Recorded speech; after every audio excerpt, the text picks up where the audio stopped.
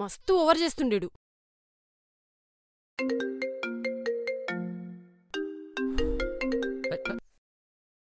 మళ్ళీ కట్ చేసిండు.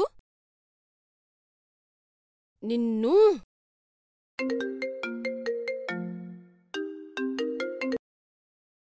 అయిపోయింది ఇవాళ.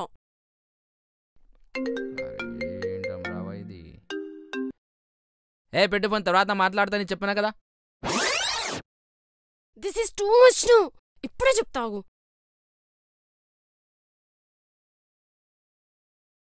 అయిపోయిందా ప్రాజెక్ట్? అయిపోయింది మామా.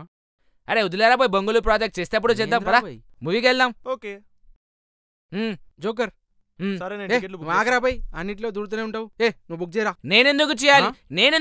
రా లాస్ట్ టైం నేను చేసిన కదా, అతను చేసిన